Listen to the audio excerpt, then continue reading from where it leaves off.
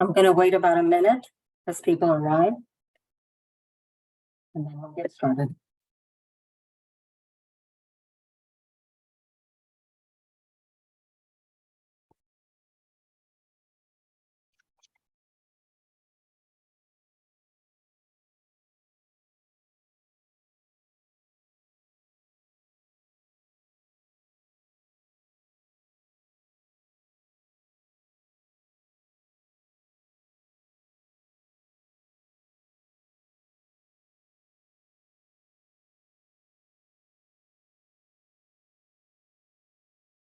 Okay, I think we'll go ahead and get started. So good evening, everyone. I'm Susana Hernandez Morgan. I'm Chief of Staff and Strategy for the Somerville Public Schools. I will be serving as the moderator for tonight's meeting. First, our sincere thanks to all of you for joining us this evening. We appreciate your time, and we will do our very best to make this evening's meeting a good use of your time. In a few minutes, I will briefly review our agenda for tonight. But first, I will turn it over to Meredith Gamble, who will go over interpretation instructions and introduction of tonight's interpreters. Meredith, next slide, please. Thank you, Susana. Welcome, everyone. Tonight, we will have interpretation in English, Spanish, Portuguese, Haitian Creole, and Mandarin. We're going to review the instructions for joining the interpretation channels now. Buenas noches para todos. Bienvenidos. Esta noche tendremos interpretación en inglés, español, portugués, creolo haitiano y mandarín. Ahora vamos a repasar las instrucciones para que se puedan unir a un canal de interpretación. Boa noite e bem-vindos. Hoje tem interpretação em inglês, espanhol, português, haitiano e chinês.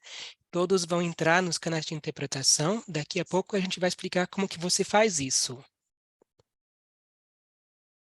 Bienvenue tout le monde. Notre interprétation aujourd'hui en anglais, espagnol, portugais, créole et mandarin ou chinois.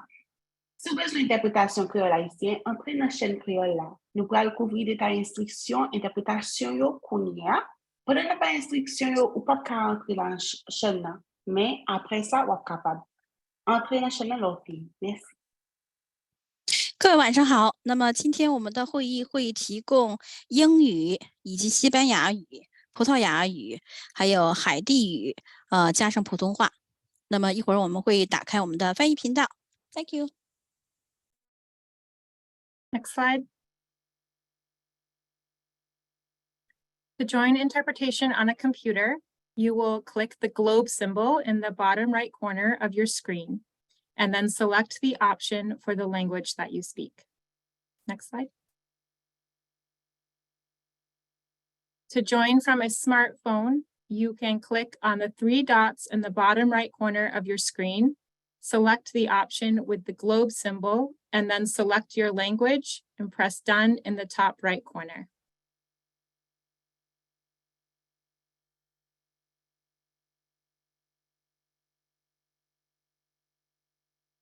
Next slide, please. Para unirse en un canal de interpretación, si está desde una computadora, por favor, haga clic en el globo terráqueo ubicado en la esquina derecha debajo de su pantalla. Seleccione la opción para el lenguaje que usted habla. Si está en un teléfono inteligente, para unirse al canal, por favor, haga clic en los tres puntos ubicados en la esquina derecha debajo de su pantalla. Seleccione la opción con el símbolo de globo. Seleccione su lenguaje, presione Done arriba en la esquina derecha de su pantalla. Gracias. Next slide. Oi, para entrar no canal de interpretação, se você estiver no computador, você vai procurar esse globinho que está na parte inferior no lado direito. Aperta nele e daí você pode escolher a sua língua. Next slide. Se você estiver num telefone, você vai procurar os três pontinhos e daí você vai escolher interpretação da língua, ou language interpretation. Daí você vai escolher português e depois finalizado.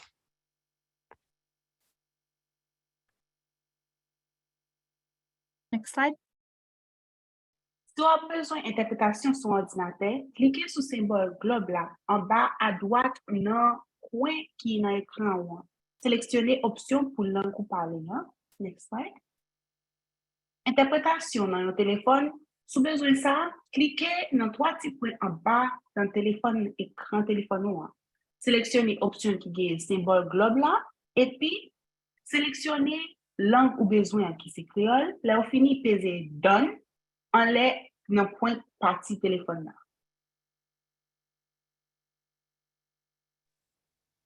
大家好，那么一会儿呢，他们打开了翻译之后，你会看到呢，在屏幕上你点击一下右下角的这个，如果你是在计算机上的话，你点一下右下角，然后你就看到一个地球仪，然后你选择你所需要的语言。Next slide, please.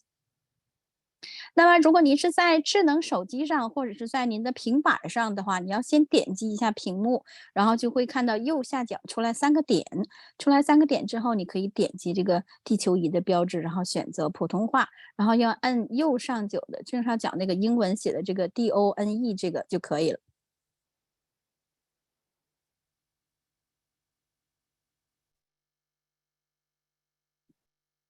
Okay, thank you, Grace. We're done with these slides. Thank you, Meredith and team. So tonight's session is to provide updates on our progress in preparation for the start of the school year and to answer your questions. There's a lot of work underway as we prepare to welcome our Wildcat students. I'm so sorry to interrupt, but interpreters are not in the channel yet. So sorry to interrupt you. Thank you so much. Thank you. My apologies.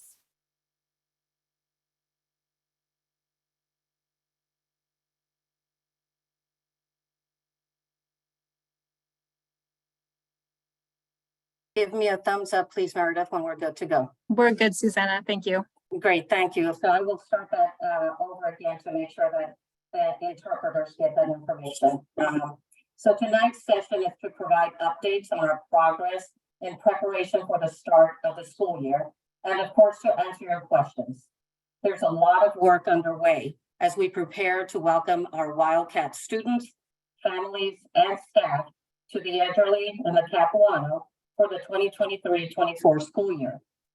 We will try to keep our updates as clear and concise as possible to allow for plenty of time for Q&A. We anticipate having about an hour for questions. Tonight's meeting is scheduled to go until 7:30 p.m.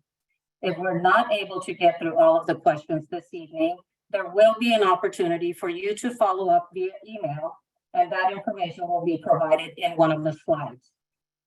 In order to facilitate the Q&A process and to give as many people as possible the opportunity to ask questions, we ask that you use the raise hand function to ask a question. We will call your name and disable the mute function so you may ask your question. And we'll go over the guidelines for the Q&A again when we get to that portion of the program.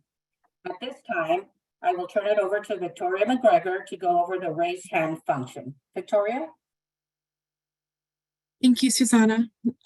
Next slide, please, Grace. So as Susanna mentioned, following tonight's updates, there will be a Q&A portion, and I just want to go over some of the ways in which you can participate.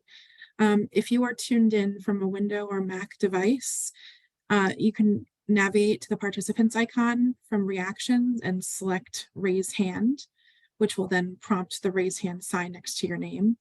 A quick shortcut is to use Alt-Y on Windows and Option-Y on a Mac device. Next slide. If you're tuned in via iPhone or Android, click More at your screen's bottom right corner, and then you'll see 3 horizontal dots on your screen. From there, you can select the raise hand option. If you are dialed into tonight's meeting, you can select *9, which will raise your hand, and then you repeat this action to lower your hand once your question has been answered. With that, I'll turn it back to Susanna. Thank you very much. Meredith, can we advance to the next slide and I'll go over the agenda very quickly, and then I will hand it over to, okay, let's just jump right in then.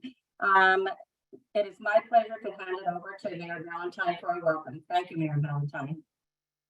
Thank you, Susanna. Good evening, everyone. Thank you for being here. We know the last couple of months haven't been easy for our Winter Hill families and staff. The city and schools have been working together in partnership on this. You have our full focus as we work to ensure the smoothest transition possible for the new school year. We realize there is more to do, which is why we continue daily to address challenges. We are determined to meet needs of the families. We have gathered teams members here this evening to share updates on those efforts, discuss plans, and answer your questions in real time. Winter Hill families remain a priority, both for the coming school year as well as for the future. We are fully focused on ensuring we will be ready to welcome students and staff back to the school this fall in new spaces where our students can learn and thrive. I want to thank you for your understanding and patience during this difficult time. As you know, we have a new superintendent, Dr. Ruben Carmona, who just started in July. I'd like to welcome him and thank him. Dr. Carmona has jumped right in onto all these Winter Hill issues and efforts. He has given his full attention as we work to ensure the best possible outcomes for our families. In short, he's been a tremendous resource and partner in this effort. The district and the city are very fortunate to have him aboard. As a matter of fact, today, Superintendent Carmona and I did a walkthrough of the Edgerly. It's amazing to see all the progress that's been made. There's much work being done with the new classrooms, which are shaping up. The arts and the music spaces are starting to look really good. And our staff just completed some wonderful murals that are in the outside courtyard. But most importantly, we are on schedule, both for the Edgerly and the Capuano. Our teams have been working and our contractors have been working double shifts to get this done on time and make sure we have great spaces for our students, staff, and families this fall. So with that, I'd like to hand this over to Dr. Carmona now. Thank you. Thank you, Mayor, and welcome to all Winter Hill families and staff, and thank you for making time in your busy schedules to join us this evening. As we have been doing since early June, I think, we want to provide as many opportunities as possible to update you on our progress and to allow you to ask critical questions or clarifying questions as you plan for this new school year. I also want to welcome our SPS team, as well as our city team that is also comprised of our own internal experts, as well as external partners and contractors who are here this evening, who will provide some feedback as well as some specific updates on some of the changes that we have made, some of the progress on the building readiness, as well as the classroom preparation, as well as other details. So again, I really want to welcome them, thank them as well, and also our school committee members and our city council partners who are in this call as well. I just lost the light, but I hope you still can see me here. So I wanted to just give everyone an update in regards to the things that, you know, the progress of the work that has happened in our district. And as you know, from an update that we sent you out yesterday, we have made some critical investments in transportation infrastructure to support safe routes and to and from the Edgerly and Capuano. We also have met a challenge with the industry-wide challenges that we have in terms of providing bus or shuttle transportation for every student. I think that that is something that we have encountered, and we still continue to work to make sure that we provide services to everyone, but that continues to be a challenge given the shortage of drivers that we have in the current market. And I know that Brad Rawson will be, in a minute, will be providing some information around the work that the Transportation Task Force has been doing. And I just also will continue to explore every option that we have available for us in regards to transportation. We share with you when we send the update also a questionnaire that will help us understand your family needs around transportation. So please make sure that you complete that form if you haven't done so already. We also know that relocation, and once again for you, it is a challenge. And moving to a new space is a difficult burden for families, for your children, for students, and for our staff as well. In my short 6 weeks here as a superintendent, I have had the opportunity to speak directly with many of you or have heard from you about these challenges. And so please know that I hear you and I empathize with and understand all of the questions and ideas you have shared with me. And we will continue to share what we know as soon as we know it. And we'll continue to create both a virtual space like this and in-person opportunities for you to ask questions and to provide feedback as well. And that is my promise to you, that we'll continue to share and be as transparent as possible. So again, thank you for being here tonight. The folks who are here in this space will also provide other updates in which they have more expertise than I do. But right now, I'm gonna turn it back over to Susana, and I'll be happy to take any questions during the Q&A session after these important updates. Thank you. Thank you, Dr. Carmona and Mayor Valentine. At this time, we're going to ask Director Reich to please give an update on the Edgerly building. Thank you. Mr. Reich? Thank you, Susanna. Can you hear me? Yes, we can. Excellent, starting off well. Our Capital Projects Division has been leading the effort to transform the Edgerly Education Center into the Winter Hill at Edgerly, a functioning grammar school. This quick turnaround project includes reconfiguring walls to turn office spaces back into classrooms, running new electrical and data wires to place smart boards where they need to be, installing new fire protection equipment, refurbishing bathrooms, and generally making the spaces welcoming. We are regrading and resurfacing the parking lot on the Otis Street side to function as an outdoor play space and bringing in furniture and structures and installing murals to make those outdoor spaces vibrant. We are also completing long overdue deferred maintenance on the building's exterior, replacing and repointing brick, recaulking and resealing windows, and patching the roof to stop water from entering the building. That exterior work, as many of you are aware, included abatement of asbestos. The presence of asbestos and other hazardous materials like PCBs and CFCs and lead are commonplace in building materials, particularly in buildings built before the 1990s. As long as those materials remain undisturbed or are properly handled, they pose no threat. Construction professionals are well versed in the procedures to safely handle and dispose of those materials during renovations. Those protocols protect laborers, anyone in the vicinity of construction, and notably anybody down the line as those materials make their way to proper landfills. In 2021, as part of our building master plan, Capital Projects conducted a complete inventory of those building materials in the Edgerly.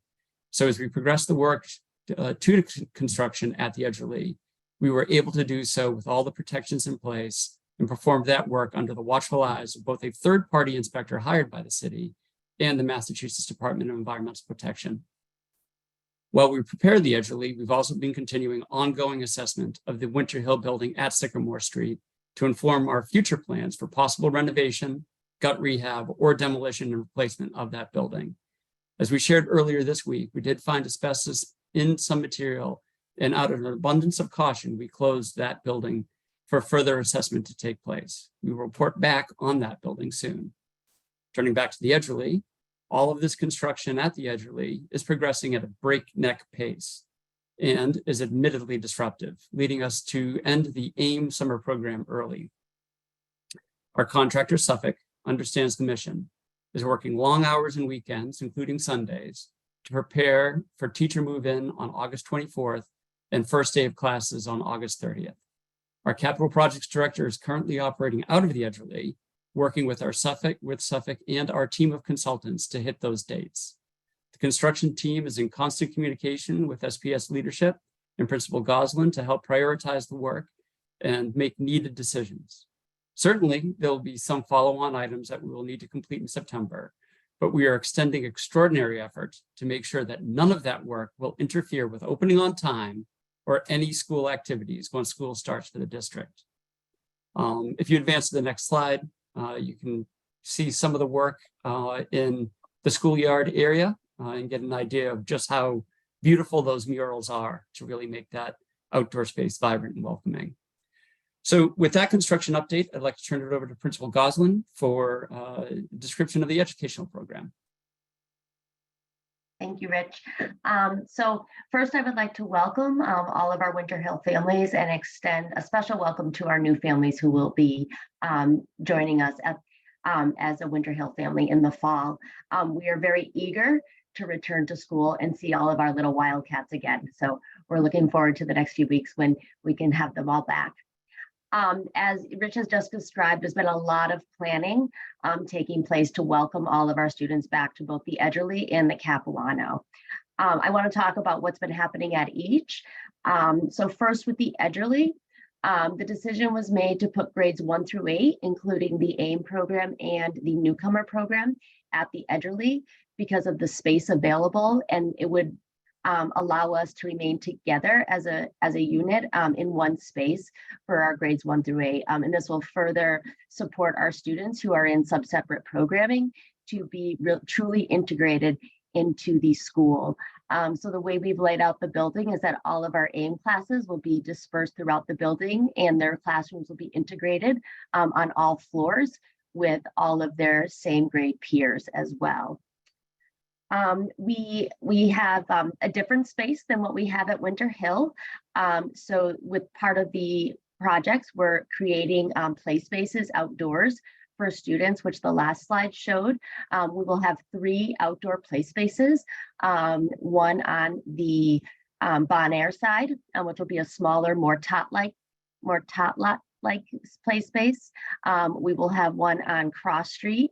And then we'll also have the current parking lot, which is going to be converted to a play space, which will include activities like basketball hoop, off the wall. There's going to be Adirondack chairs because we found out when we were at Tufts that our middle schoolers love to sit and hang and talk on Adirondack chairs. So we're going to bring those in for them. So really just creating a nice space in that area.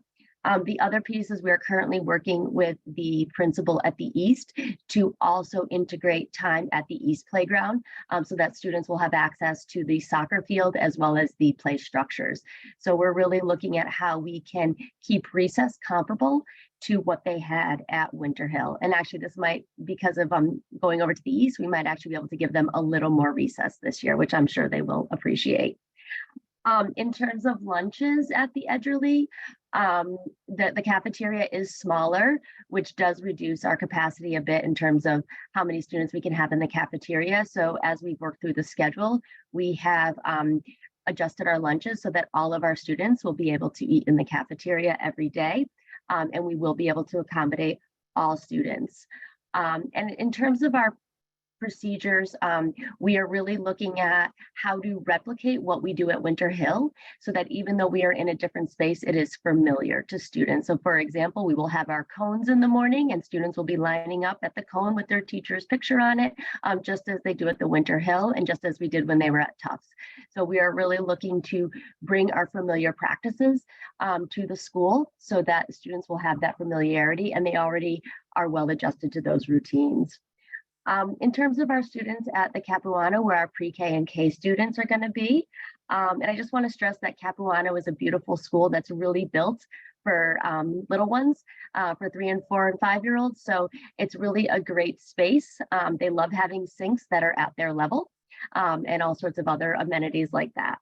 Our focus with Capuano is just really emphasizing that our students are Winter Hill students who are just hanging out at the Capuano for school, that they are friends with the Cubs, but they are still Wildcats. So we're really focused on that. So we have really focused on ensuring that Winter Hill students at Capuano will have our staff working with them. So they'll have their teachers, they'll have the paraprofessionals.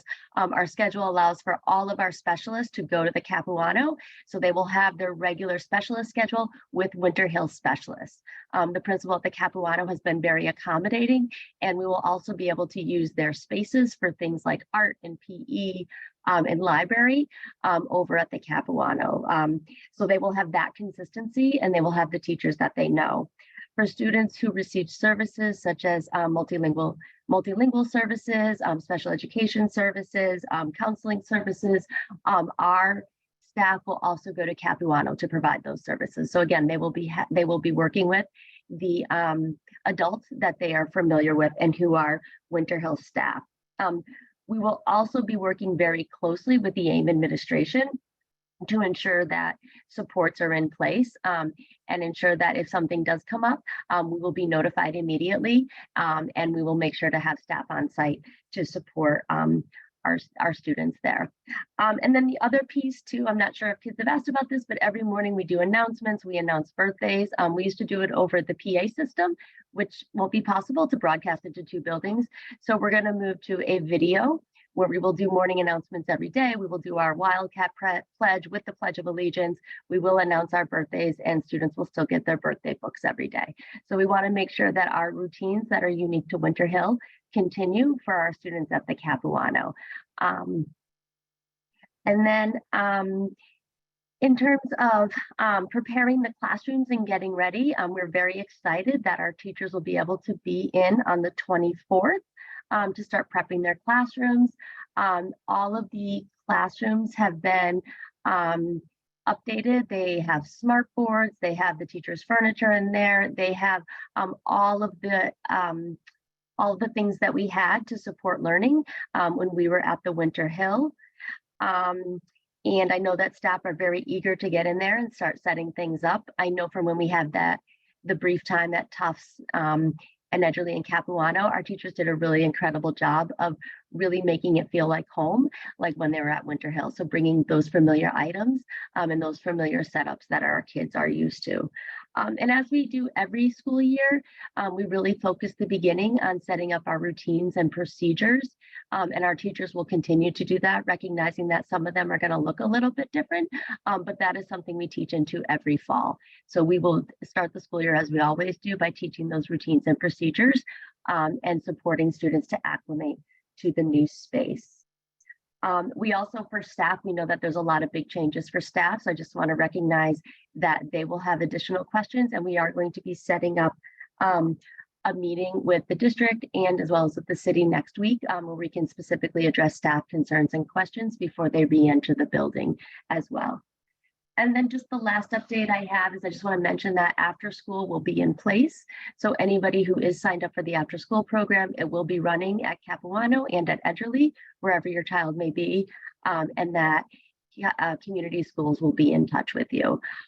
So there's a lot more details that I can get into, but that is just a broad overview of all the planning that's been done. And I just want to reiterate just how excited we are to welcome kids back on the 30th. Thank you. And I'll pass it back to Susanna. Thank you, Principal Gosselin. At this time, we're going to pass it over to Mr. Brad Rawson to give an update on transportation planning. Thank you, Susanna. Good evening, everybody. My name is Brad Rawson. I'm a Somerville resident and a proud parent in the Somerville Public Schools. I serve the city as Director of Mobility in Mayor Ballantyne's office. My team has been working with a variety of city departments to support our Somerville Public Schools in getting ready for transportation options to the East Somerville neighborhood, to the Edgerly and the Capuano buildings. I'll provide a quick summary and look forward to answering questions and working with all of you, your neighbors, and other folks in your social networks to get through this year safely and happily. The city has put several plans in place. I want to emphasize that shuttle and van services that have historically served special needs and multilingual learners will continue to be provided. I want to highlight investments that the city has made to provide free MBTA transit passes for all students grades 7 and up, and many parents and guardians in the public schools, in addition to our Somerville Public Schools workforce. We'll talk about that in detail in a moment. If you've been traveling in the East Somerville neighborhood this summer, you've seen evidence of a real construction push that the city has been managing to make our streets safe, walkable, bikeable, and user-friendly for people catching the bus or transferring from the Green Line and the community path. We'll talk about those improvements in a moment. Somerville Police Department will be adding crossing guards to new deployment locations to support the Edgerly and the Capuano. City staff have been working on planning for arrival and dismissal policies at the schools, including dedicated curb space for parents and guardians who bring their students to school via motor vehicle. And as Dr. Carmona noted earlier, there's an online survey. We'd really appreciate if you take a few minutes and share your experiences and perspectives with us. It will help us continue our work in the coming weeks. Next slide, please.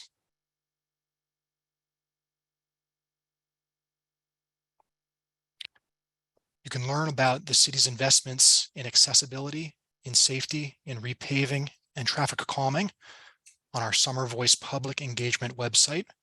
Pearl Street is being reconstructed through the entire East Somerville neighborhood, from McGrath Highway to Mount Vernon Street near Sullivan Square.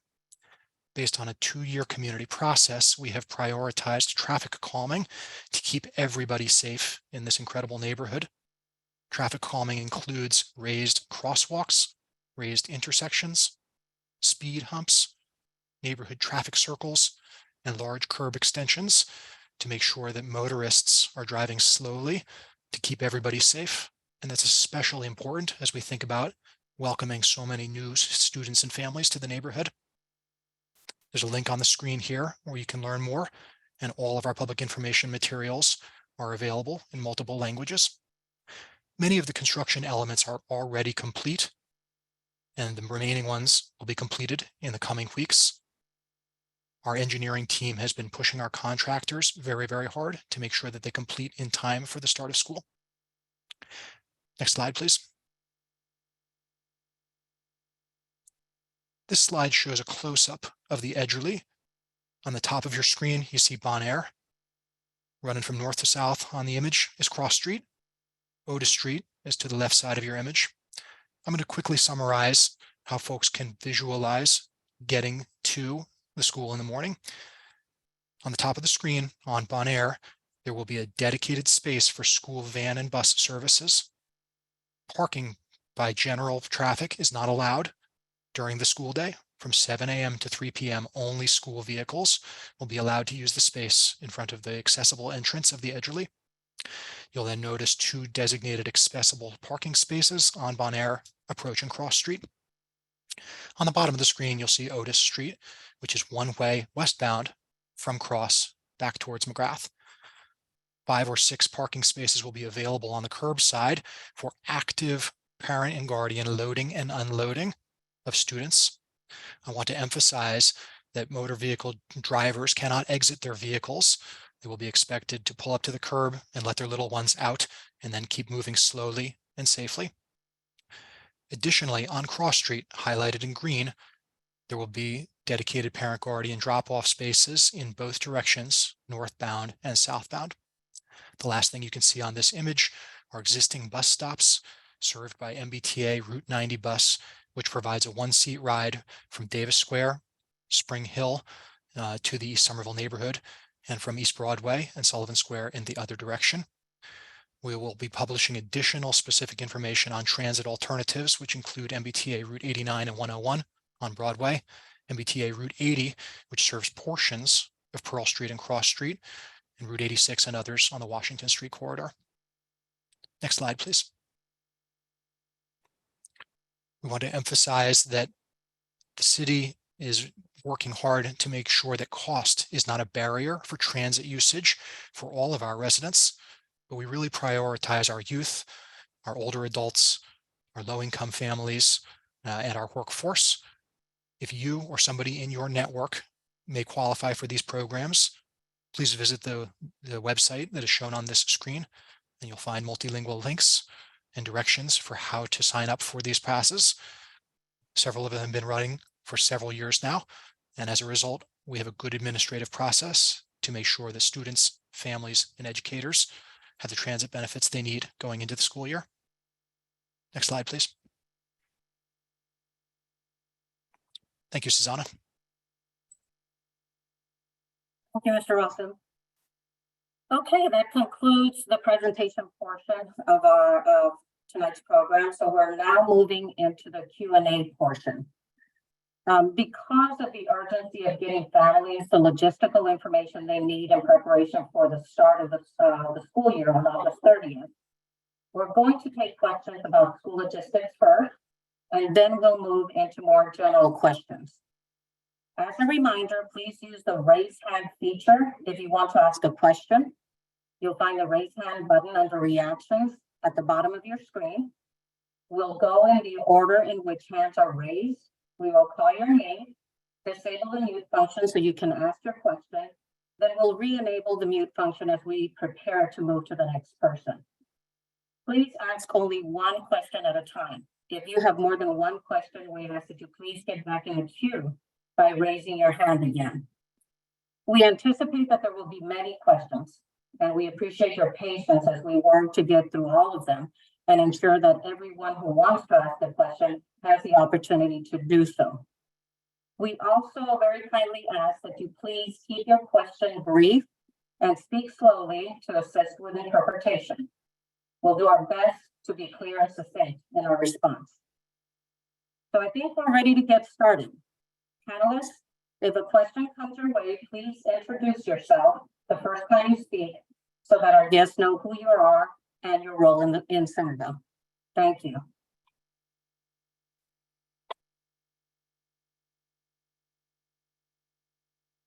Okay, the first question is by Ms. Contini Field. Hi, can you hear me?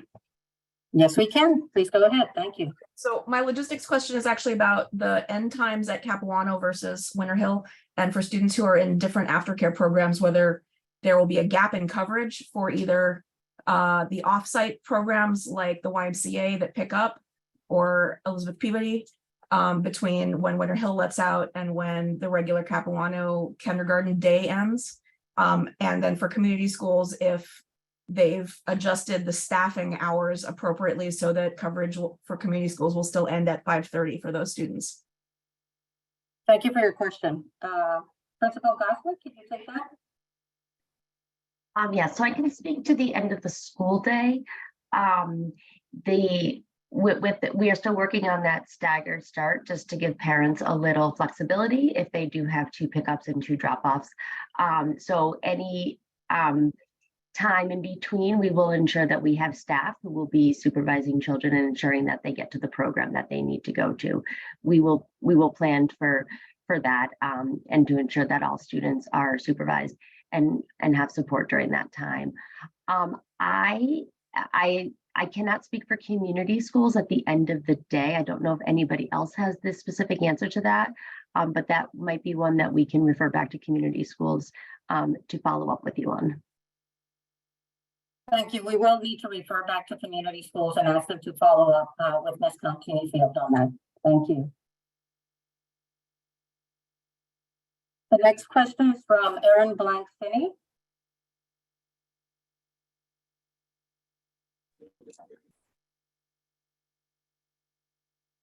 How you doing? Can you hear me? Yes, we can. Thank you. So my name's Erin Finney. I have a rising pre-K going to Capuano. I have a rising first grader going to Edgerly. The banners are on the process of being made. Capuanos are all set. We're waiting for the big ones to be done for the Edgerly. My question is, in regards to crossings, are they going to make sure that specifically, I'm really worried about kids crossing McGrath Highway. Are they going to have somebody located on the Broadway end, the Pearl Street end, and also making sure that kids are using the overpasses or underpasses correctly? Thank you for your question, Director Rossin. Thank you for the question. The city agrees that McGrath Highway is a physical and psychological barrier that we will all need to work through to get our students safely to school. The city will be publishing recommended crossing locations. You noted one of them, the Otis Street footbridge.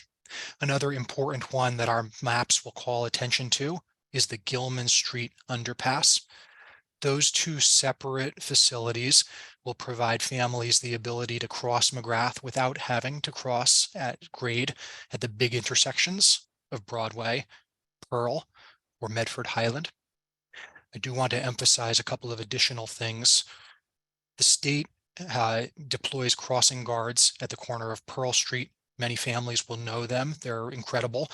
They work really, really hard to cross a lot of students at that big intersection, and the state will continue to offer those crossing guards at Pearl Street.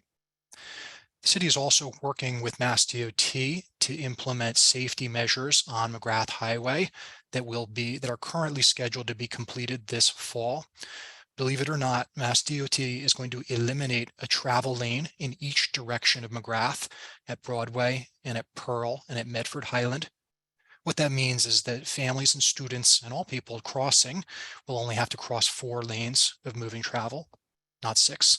It's a profound safety benefit and will be a really important part of the puzzle for us. I hope that answers your question. And again, to emphasize, the city will be publishing maps to help direct students, families, and staff to those crossing resources at Otis and Gilman.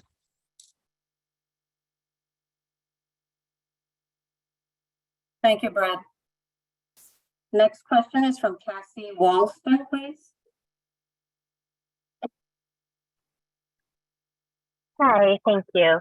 Sorry, I initially raised my hand because some folks were speaking really fast and it was hard to keep up. But I think the pace has kind of leveled out at this point. But I do have a question, or I guess a concern.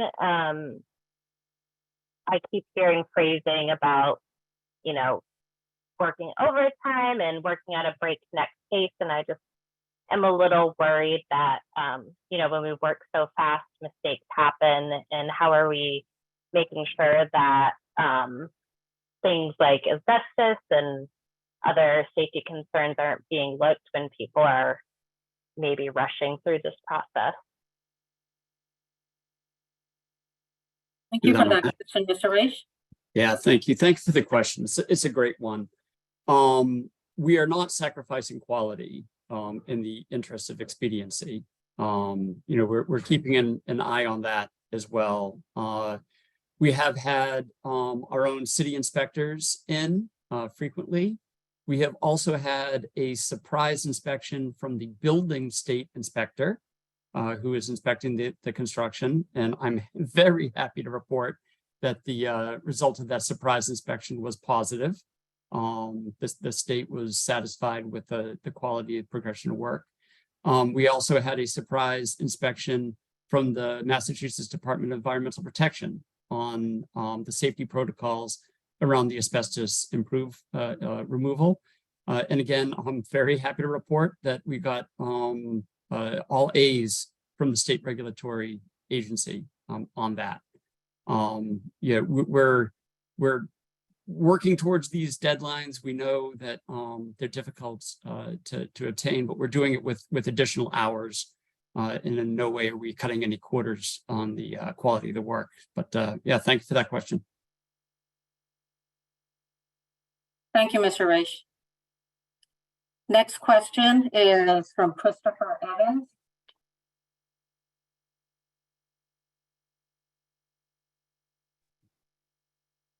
Can you hear me?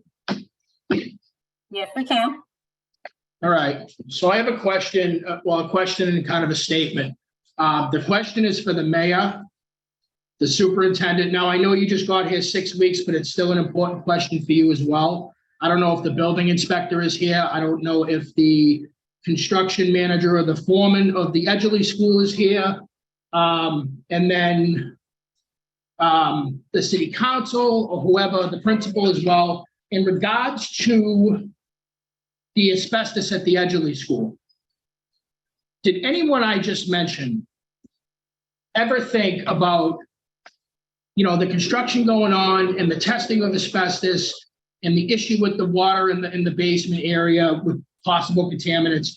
Did anyone ever question the issue of having this active construction site going on with students and staff in the building while they were doing this?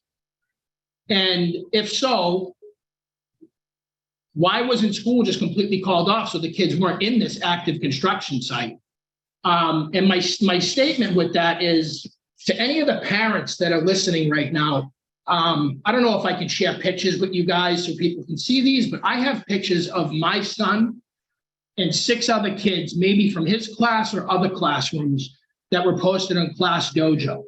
And it's on the cross street side of the building. Now, we were told that the asbestos is in the caulking on the exterior of the building around the windows. On that cross street side, there's nowhere for the kids to sit. It's just an empty lot. You know, they bring out the pools, they bring out their toys, great, but there's nowhere for the kids to sit. In all these photos that I have, all these kids are sitting on the windowsills, leaning up directly against the windows where this caulking with the asbestos is. And they're leaning on it hard. They're not just sitting there leaned over, they're up against it. My son has his back and his head directly up against it, as well as. Thank you for your question, Mr. Evans. Can you hear me? I got cut off. I apologize. Thank you for your question, Mr. Evans. Mr. Rice, is this a question that you can take? Sure. In terms of advancing the construction while the kids were still in school, we knew we didn't have any time to waste, so we had to start the construction immediately. We did so. We tried to stage the construction around the classrooms and the outdoor use that the students were using at the time. Advancing as much of the work as possible while also giving a buffer to the students. I think we did find that by the end of that week, the noise and disruption was significant. And I think that's what led the school department to the decision to cancel the program early. In terms of the abatement of the asbestos, again, everything was done within all the safety protocols for standard construction, approved by the state, reviewed by the state, inspected not only by the state, but by a third-party hygienist that we also hired in addition to the contractor to make sure that everyone was safe at every step along the way. So there's zero concerns that the activity led to any safety concerns. In terms of final part of the question, prior to the abatement, the presence of that asbestos material in the caulking, when it's in place and undisturbed in those windows, that asbestos causes no safety concerns. In fact, it really poses very little safety concerns, frankly, until it is making its way to the landfill. It really just needs to be properly handled and disposed of under those protocols and contained for its travel and disposal at the landfill. So while it's in place and undisturbed, it causes no safety concerns. So everyone can lean up against those windows, as they have done for 90 or so years without any ill effects. Thank you, Mr. Rice. Next question is from Julie Salas, and apologies if I mispronounced the last name.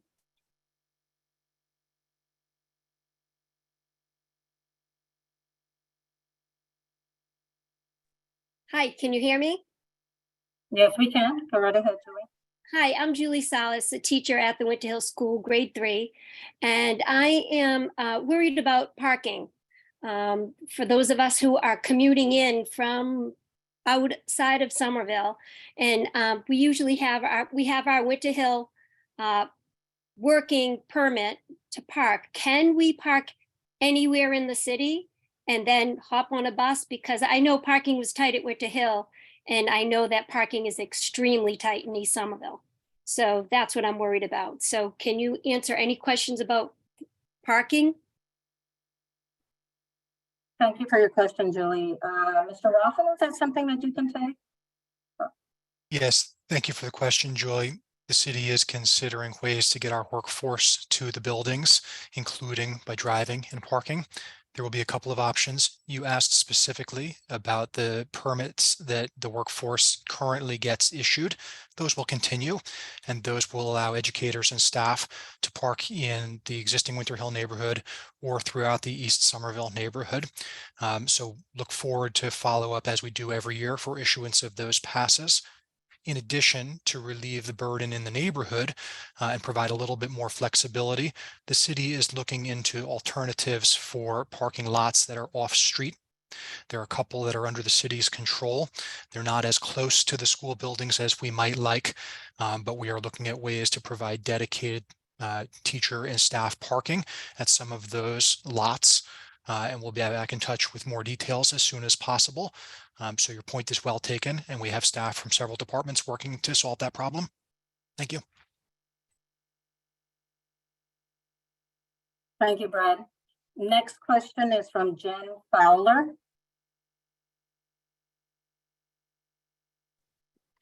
Yes, I have a question about the AIM program. At Winter Hill, they had their own wing and their own bathrooms outside of the classroom. Is this something that we're going to have at the Edgerly building? Principal Gosselin? Thank you for the question.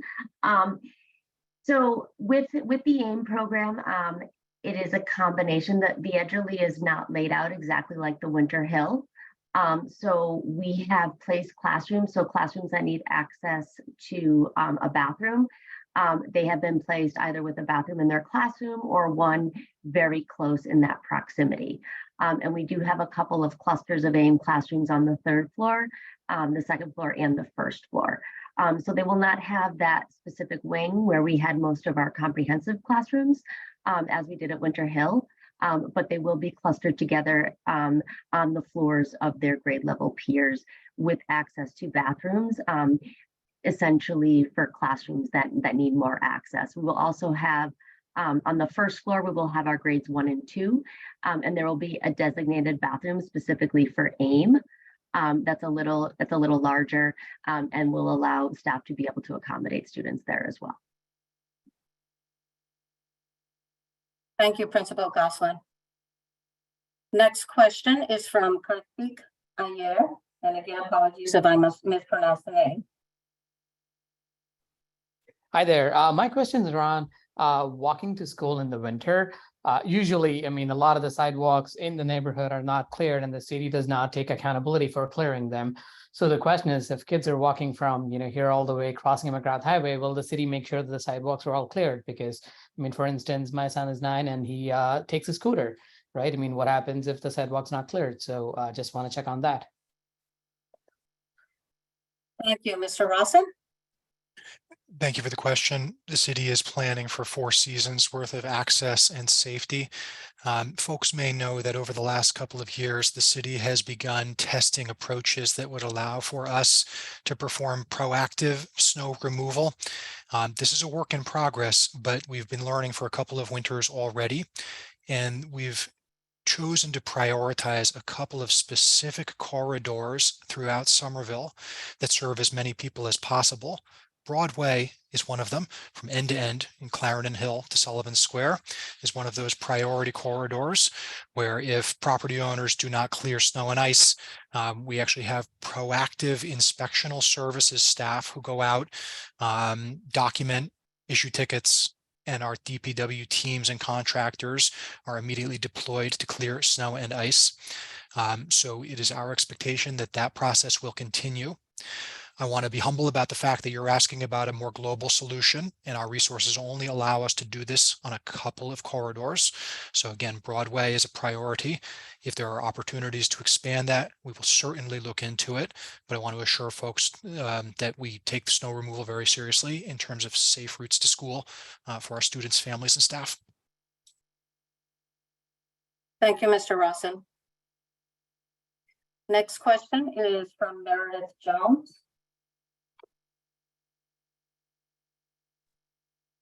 Can you hear me? Yes, we can. Thank you. Great. Hi, I just want to first say thank you. I appreciate everyone's hard work this summer, and I appreciate the return of the regular updates from you all. My question is about the play spaces. I know at one of the last meetings we had, you had talked about the essentially just pavement option outside. I wonder if you've had any creative ideas for structures you'll place there, or other things to keep kids active. Thank you for the question. Principal Goslin and Director Raish. Yeah, so I can speak to that. And actually, if we can go back a couple slides to that playground diagram. I don't remember exactly which one it was. It shows a layout of what the playgrounds are going, the play spaces are going to look like. Yep, that back. Yes. So on the left side of the screen, you can see our 3 play areas on the top, which would be on the Bon Air side. That's going to be more of a space for younger students in grades 1 and 2. It's going to be fenced off with a 4-foot tall fence. There's going to be movable seats, there's going to be a sandbox, and there's going to be a playhouse. So this will be a space that our 1st and 2nd grade students will be able to access for playtime on that side. On the right side of the screen, on the Cross Street side, that will be fenced off. There'll be a 6-foot fence around that. There will be movable seats and Adirondack chairs. There'll be planters. We do have classes that go out and do planting, so they will have that opportunity to go out and do that as well. There'll be a canopy space where students can, sit under there. There will be 4 square, and there will be raised garden beds. So that'll be an area where a lot of our teachers do like to take kids outside at various times during the day to do lessons. So that would be a great space to do lessons as well as do those plantings. And then on the bottom of or towards the middle of the screen, that is the current area that is the parking lot, which is being repaved and it's going to be redesigned. That's where the murals are. The murals have already been painted on the walls there. There will be a painted trail, if you can kind of see all the different colors. A lot of our younger students, we have that on our basketball court at Winter Hill. So a lot of our younger students do play on those pieces as well. There'll be 4 square. On the right side, we will have an off the wall area for students to play off the wall, which is a game that I still don't quite understand, but kids seem to totally get it. There'll be half court basketball on the right as well, so students will have access to the basketball. And again, for our older students who like to sit and chat, when they're out at recess, there'll be benches as well as Adirondack chairs. So again, it's not the play space that we have at Winter Hill, but in terms of the area that we have access to, it's a great use of the space. It will provide students those opportunities to run around, especially in that area that we'll call it the courtyard. It sounds a little better than the parking lot. That'll be a great area. It will be completely fenced off for safety with the 6-foot fence as well. And then again, as I said, we will have access to the east playground where they do have the turf soccer field as well as the play structures and a full basketball court. So we will be able to bring our students over there as well. And that is what we are planning. And on the right side, you can see the murals that have been painted and are at the Edgerly building right now. Thank you, Principal Goslin. So our next question is from Cassie Walston, please.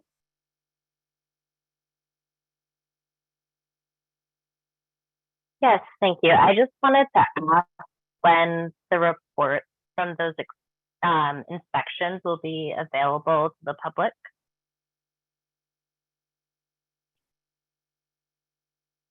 The short answer is as soon as we get them. The assessment teams are still in the building. The work will go a little bit more slowly now.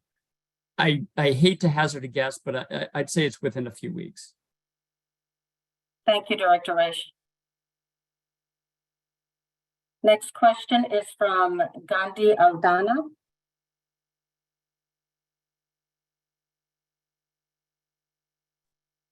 Sí, buenas noches. Mi pregunta es acerca de las llegadas y lo que respecta a las tardanzas. ¿Por qué? Yo también tengo mi nene pequeño en Capuano directamente, pero él tiene bus a casa y casi los horarios compaginan con la hora de drop-off del niño grande. Entonces, es más larga la distancia ahora hacia Edgerly. Entonces, como dicen que va a estar funcionando el drop-off rápido, algunas calles no, y el tráfico yo sé que va a ser más intenso porque somos dos escuelas, y Somerville y Winter Hill en las mismas calles, ese tráfico va a ser. Yo siento que que algunos niños no lleguen en tiempo. Eso va a haber problemas en lo que llega a lo que respecta a las tardanzas y a la acumulación de tardanzas con los niños. Gracias por su pregunta. Dr. Carmona, can you take that briefly and then we can follow up with her? Yeah, so let me frame the question because I want to make sure that everyone is aware of what the question was about. The last caller mentioned that there will be a bottleneck in regards to arrival and dismissal. That's her perception, is that given the fact that that area is somewhat, there's the east on the other side also, and so there's some confluence of traffic. She's wondering about how are we going to manage the late arrivals and late dismissal, or the people being late for pickup. So I think that it poses a very logistical question in terms of how to manage the space and how to make a space for the kids who might be coming in late. So I think that that's a conversation we need to have with the school. I know that we'll be opening the school earlier, around 7:30. So that will give folks at least close to 40 minutes to get their children into school. So that's also something that, and I don't know if there are any other scheduling adjustments that are being made, but I'm going to have Principal Gosling chime in. Thank you, Dr. Carmona. Yeah, so as Dr. Carmona said, both the Capuano and the Winter Hill will be opening at 7:30 in the cafeteria for breakfast. We will be moving to serving breakfast in the cafeteria. All students will receive breakfast. It'll just be a little bit different this year. And the Capuano already has breakfast in the cafeteria. So students may be dropped off at that time, which again gives parents flexibility. We have also discussed potentially shifting the Capuano to a little bit later start time and end time, which would also give parents a little bit of a buffer if they have to do 2 drop-offs and 2 pickups. But what I can assure you is that we will accommodate families who are doing the double drop-off and pickup and will not penalize students in any way. And we will be working through any logistical issues that arise throughout the school year. Thank you both very much. Just a very quick reminder to please speak a little slowly to assist with the interpretation. So our next question is from Ryan Dunn.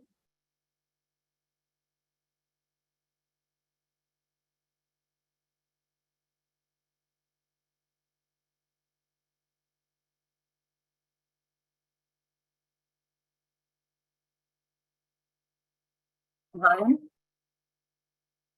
I apologize. I'm trying to deal with childcare at the same time as this meeting. My question is, what's going to happen in the event that the school is not ready for the first day of school?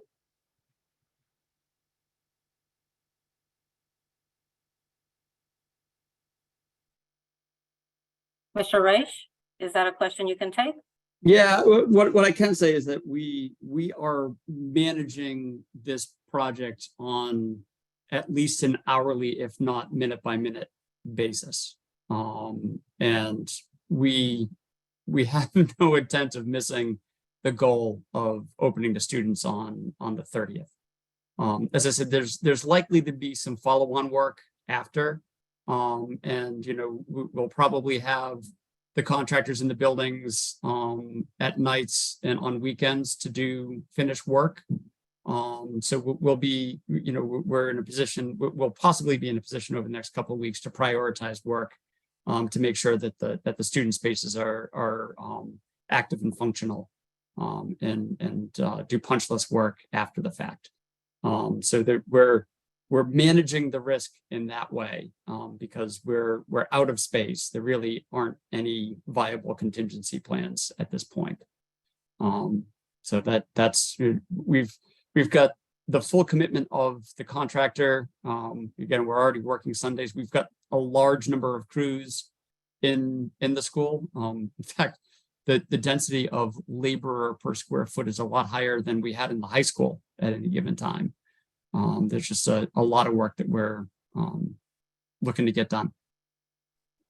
Thank you, If I may, Dr. Hernandez, I think that, just to let the public know that we have been meeting more than sometimes twice a week or on a weekly basis just to assess how the progress is happening. I know that at the beginning of that, when we started this process, there was a question about a contingency plan.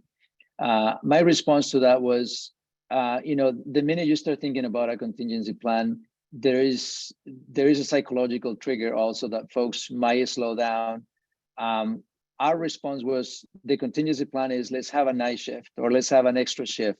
Then the next round of that, we were not at the pace at which we needed to be. So we actually went to weekends. And so I think that right now we have calibrated a pace that will get us to the finish line on time. So we will be there constantly. And so short from assuring you that we will be opening on time, I think that we are fully committed to make sure that the building is ready.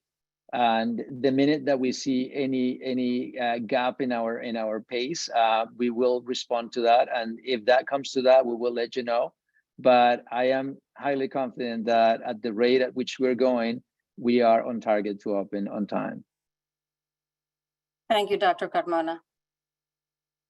The next question is from Leidana Santos Neves Macario.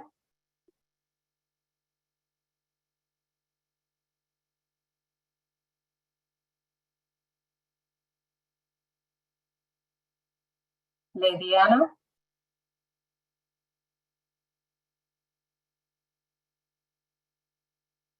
Okay, we can come back to her. Next question is from Megan Brady, please.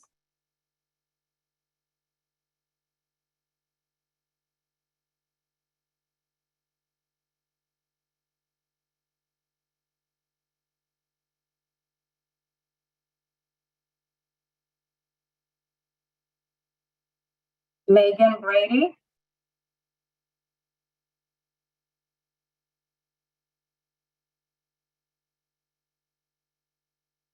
Okay, we can come back to Megan. Next question is from Jessica.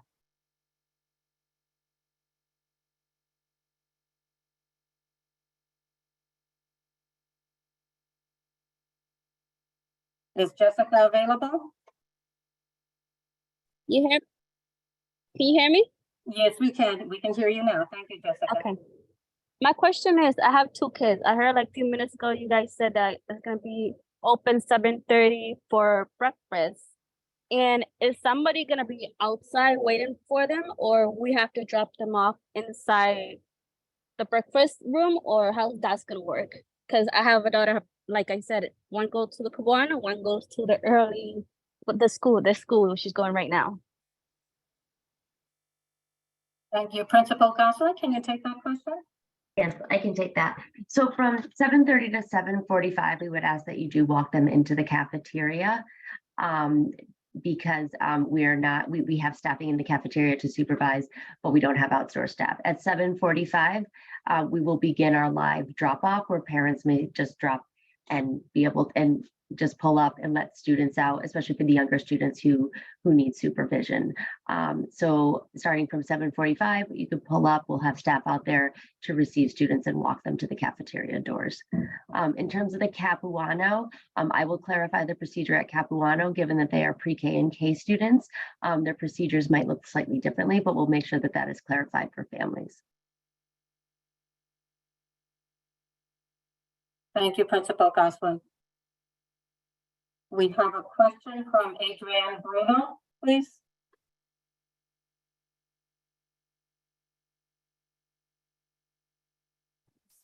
Hi, can you hear me okay? Yes, we can. My question was also about the 7:30 drop off, but I think that I just heard Principal Goslin say that we will get some sort of email clarification on that. Is that accurate? Great. That is the first time I've heard 7:30, so.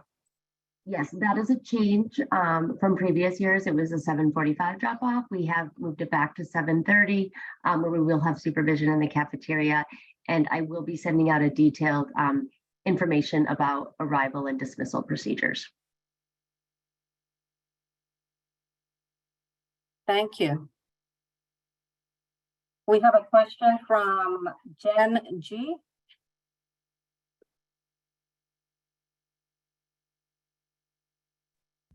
Hi, can you hear me? Yes, we can. Hi, my question is about on days that it's like rainy or snowy, where will the kids line up? So that's a great question. So we will, again, we're trying to replicate what we already do at Winter Hill.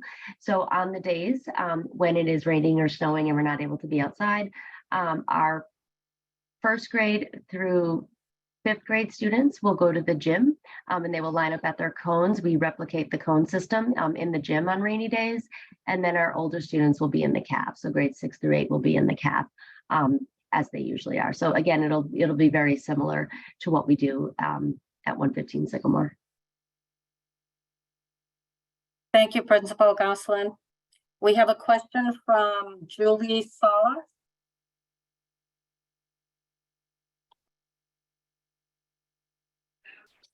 Hi, can you hear me? Yes, Hi, we can. it's me again. I think you said that there's going to be a staff meeting. Mine is specific about staff. And I'm wondering, is there any flexibility with the 24th and the 25th to come in and unpack? I know some of us have planned getaways and vacations, especially if you know that your classroom is ready. Like I know my classroom was ready in July. So can you come in early and set up and unpack before those dates?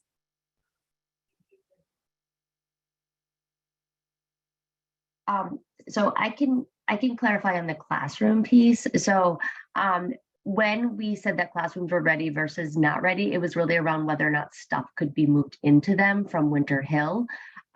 Most of the classrooms did require some sort of additional work, such as putting up smart boards, putting in shades. There was a variety of things that needed to be done in most classrooms. So the ready or not ready was really more around where furniture and materials went. I would have to defer to capital projects on the other piece and whether or not it would be suitable for teachers to come in before that. But that was how it was.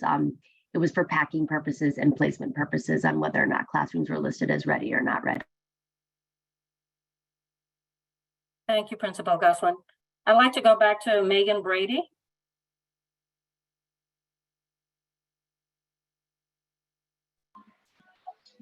Hi, can you hear me? Yes, we can hear you, Megan. Awesome. So recognizing that asbestos has been found at the Edgerly and that we just learned that there was asbestos exposure for an undetermined amount of time at 115 Sycamore, my logistics question comes down to the building readiness. And I think I also heard earlier that building reports are a few weeks away. So I wonder, how does that inspire confidence in you to open school? And what steps are being taken, have been taken, and will be taken throughout the year to assess the health of the Edgerly building?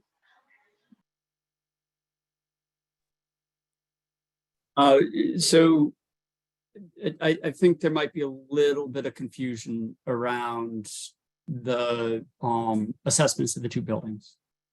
The report that we expect in a few weeks is for the Winter Hill at Sycamore.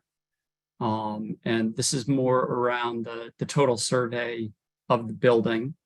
That effort has slowed down, has been a little bit more complicated or in depth because of what we found on the first round. And that's what caused us to close the school to outsiders so that only the assessment team will be in the building. And, you know, I would point out that the asbestos that was found was in a non-public area. It was not in an area where, students or anybody had been before. It's just that as we progress that assessment, we want to make sure that we have full access to the building and we don't have anybody else in there while we're doing that. So that's the report that's weeks away. We had already completed a full assessment of the Edgerly building in 2021. So we know all of that building, which is why we were able to progress to construction so quickly with an approved work plan, a traditional work plan that DEP could review and approve quickly. There is no after action reporting that we need to do for the Edgerly because everything was done according to that plan, and the removed material, it's on its way safely to a landfill.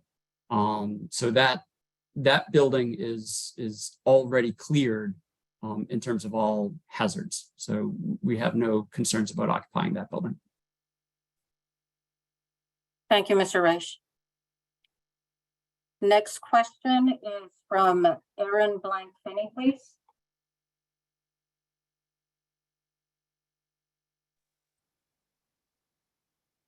How you doing? So my other question for tonight is, I'm curious, when do we think we're going to know what's going to happen for the 24-25 school year?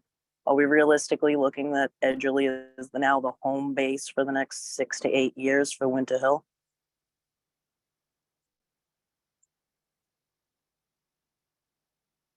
Thank you for that question. Mr. Reich or Dr. Carmona? I'll answer from a building perspective. At this point in time, it's too early to tell. We need to continue the investigations of the Winter Hill building at Sycamore to understand what, if anything, we need to do to that building to reoccupy it. Certainly the work that we're doing in Edgerly, we're looking at being able to support a school there for a 3 to 5 year, or whatever it takes at that building. We're not building it for a 1 year occupancy. Whether the decision is made to stay at Edgerly or move elsewhere, I think is a decision for a future community meeting. But I'm happy to take direction from Dr. Carmona and Principal Goslin on the occupancy issue. Yeah, I think Rich is right. I think that when you go to the Edgerly, today I was touring the Edgerly, and I was impressed with the size of the walls, the quality of the improved space. So I'm really excited that the city and the mayor has committed to really doing a full renovation that is sound. We were there before, and when you walk inside, you really recognize the upgrades. So I think that a question about where will be the Winter Hill live, at the Edgerly or at the location where it exists, it depends on many variables, and one that I don't think we have all the answers yet. And so the bottom line is that we want to resolve not only the challenges that we're facing now, but a K-8 plan that is comprehensive for the entire city. And so, but please know that our commitment is to make sure that kids get the best location where learning can happen. And our adults also can have a space where they can teach and create learning environments where kids engage and are thriving. So the specific answer is that is still a process that we will need to assess. But again, one of the things that you will notice is that the consistency of the walls, the thickness of the walls is something that will be different from what you have seen at the Winter Hill. And I'm not saying that this is better, but I'm saying that there are some upgrades that actually will have a significant impact, a positive impact in the learning environment for kids. But again, we'll continue to ask the question, and we are planning to engage the community as more information evolves. Thank you, Dr. Carmona. I just wanted to also, just echo what Dr. Carmona says. The community will be involved when we go through that process, get the feasibility study done, and you'll have a voice in it. Thank you. Thank you, Mayor Ballantyne. We have a question from Uma Murigan.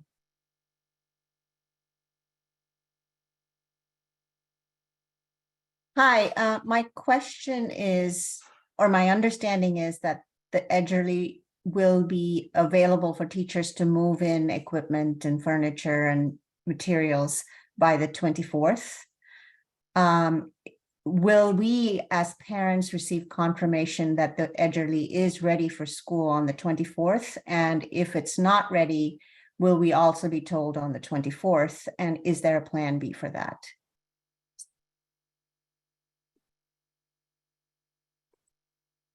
Hi, Uma. Hi, Uma, and thank you for sharing your question. So as we said, we are fully tracking and making sure that the starting date is the day that we are aiming to open the building for teachers to come into the work is the day that we're committed to.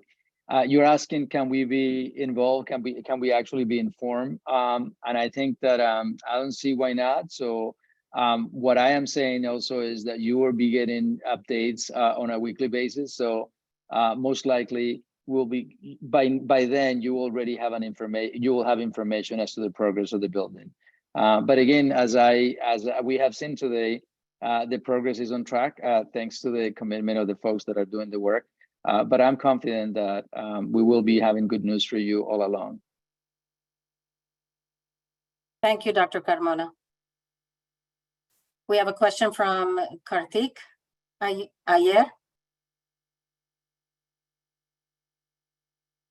Hi, this is actually Brittany Iyer.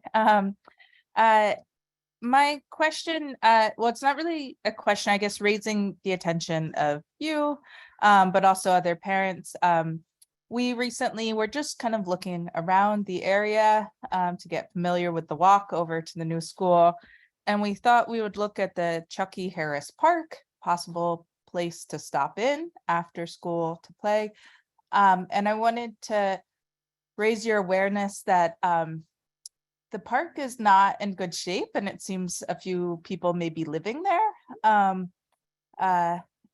And it smells really terrible, which is in a concerning sort of way. And it's only a couple blocks from the school and might get more traffic, foot traffic, given people walking to the new location. So I was going to email my counselor and the mayor to raise their awareness, but also I just wanted to let you know in case you see on the map, oh, there's a park nearby, I'll stop in. Just beware, I guess. Thank you very much. Mayor Ballantyne, did you want to respond to that? Thank you, Brittany, for your question. We will certainly look into that and make sure that it's a safe place for everyone, and certainly look into the smells and sort of the issues that you brought up. Thank you. Thank you, Mayor Ballantyne.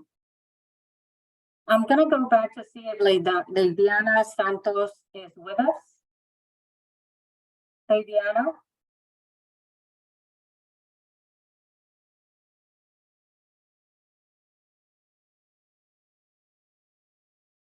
Okay. Let's move on. We have another question from Ms. Contini Field.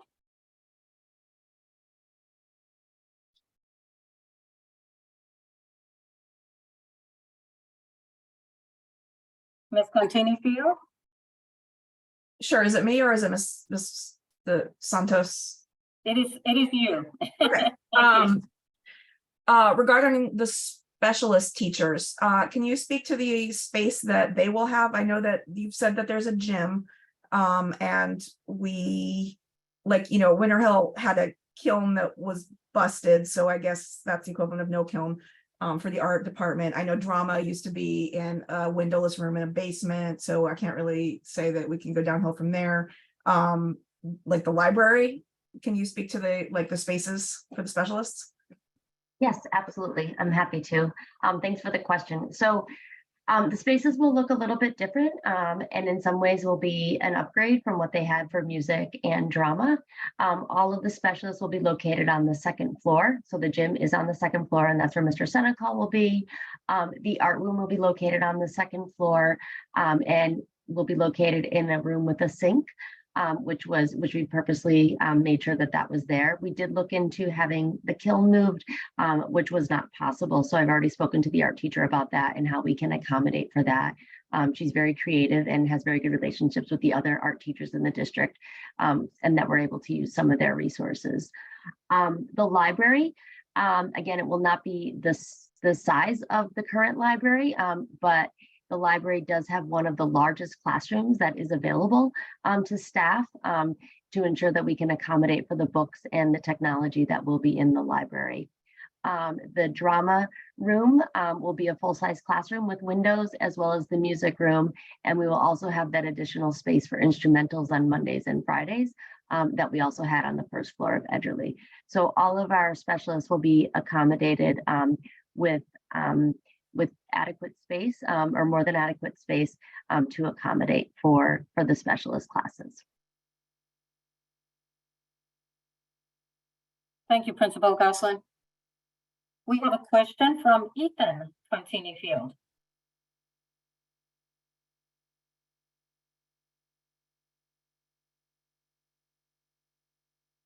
Hi, can you hear me? Yes, we can. Hi there. I'm following up with Ryan Dunn's question about contingency plans, and I'm glad that you anticipate that the building is going to be ready. But this entire process has been characterized by issues and events that the city did not anticipate. We did not anticipate concrete falling from the ceiling of the Winter Hill, and as a result of not anticipating that, my kids missed 4 days of school.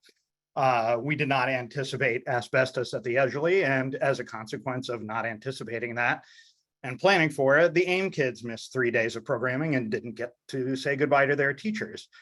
We didn't anticipate asbestos at Winter Hill, and now our teachers can't go into the building to get the things that they need to bring over to Edgerly. So I'm really not satisfied with the idea that you don't want to give yourself an easy way out by planning or tempt yourselves.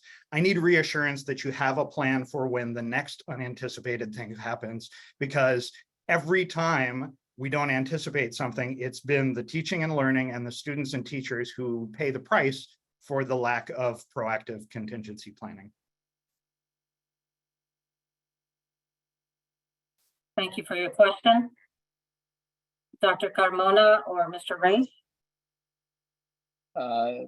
Yeah, Mr. Contini, that no question, that is a logical, line of argument, which is, it looks as if there has been a sequence. I need your There help. has been a sequence of choice. There has been a sequence of choices as if there is some evidence Okay, of we lack have of. a possible. Someone needs to be muted. There is a sequence of choices that seem to be poorly articulated or conceived, and so this is where we are. I'm just gently going to push back a little bit and say I think the fall of the what happened at the Winter Hill was the result of many years of a degrading condition that I don't think that could have been anticipated, and that the fact that we reacted and responded to that immediately allow us to get the kids out of the building.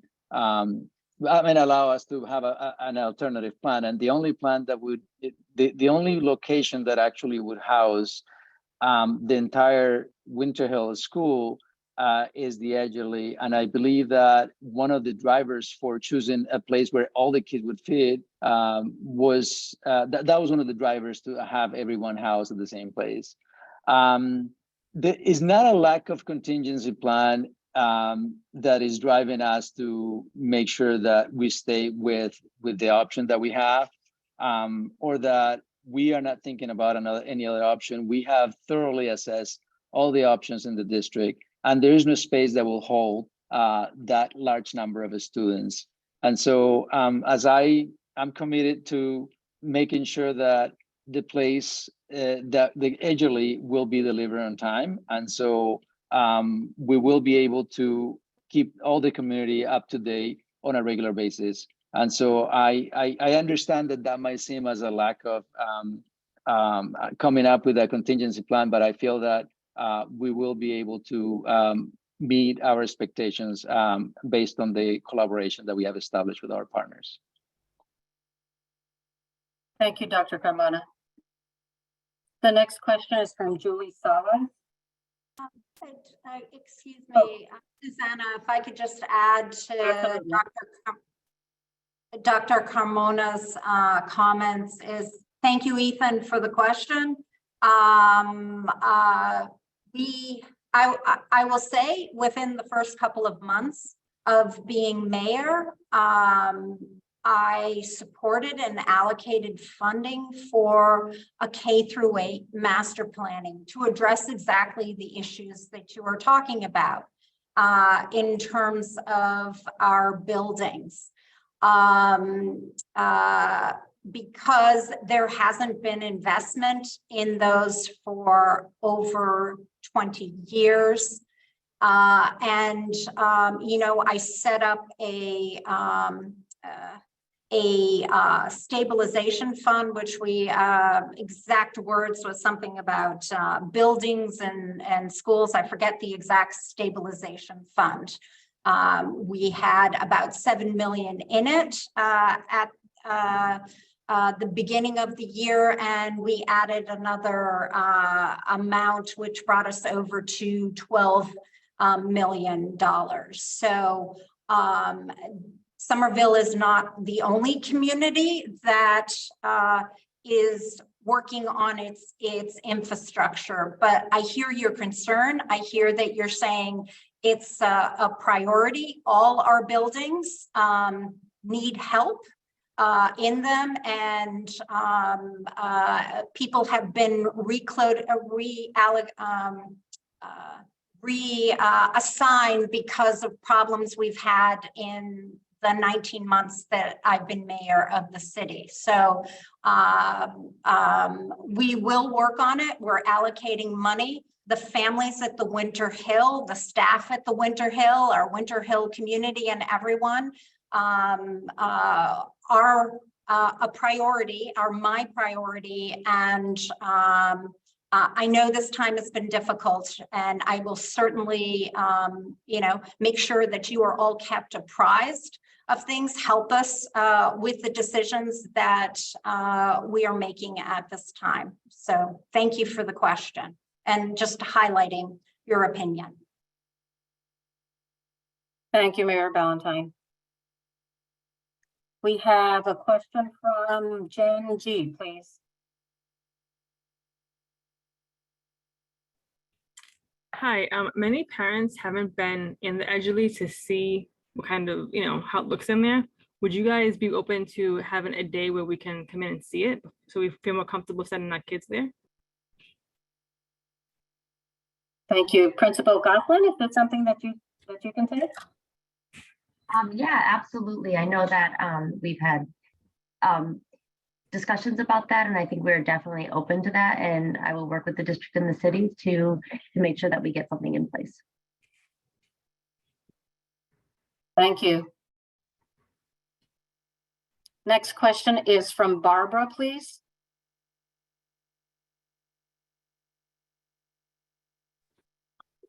Hello.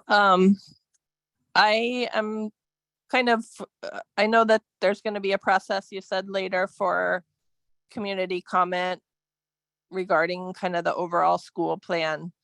And I get that this is about logistics, but I just say it made my stomach kind of flip a little with anxiety, which I've been trying to manage for, you know, my child's sake, to try to make this work. The commute is not going to be great for us coming to the Edgerly building, but to hear a comment that's like, we're building a nice school for 3 to 5 years, and then later on we'll decide if the place for Winter Hill is really in the Edgerly building or somewhere else. I guess I just want to throw up a little flag before, there's like just momentum to figure that like, well, this is a good place to keep Winter Hill.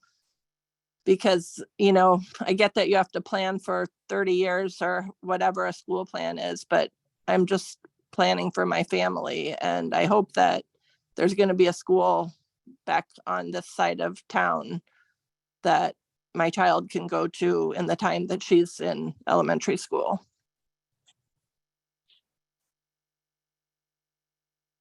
Thank you. Dr. Carmona or Mayor Ballantyne, is this a question you can take? Or Mr. Raich, I see that you're. Yeah, I do want to highlight, we have a lot of things happening simultaneously. And yes, we're going to have a discussion around the long-term plan for Winter Hill. We are still advancing that work.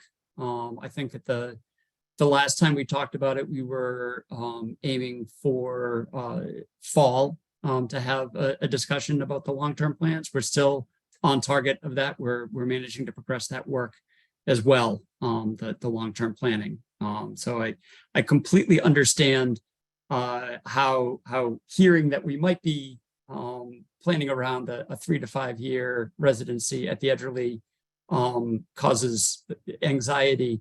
I want to sort of just clarify that from a construction standpoint, I just want to make sure that we've got the buildings to enable whatever the district needs in terms of housing at the Edgerly or housing back at Sycamore Street, while we still figure out the very long-term plan. So I'm not saying you will be there or the other place, just from the other individuals saying our lack of contingency planning. We are now acutely aware of the need to plan for contingencies, and I'm trying to give the district as many options as possible once we get past this construction phase. But if I may, so Barbara, I feel your pain. I think that when we send our kids to schools, the schools is not just a place where the kids go to learn, but you also build a community.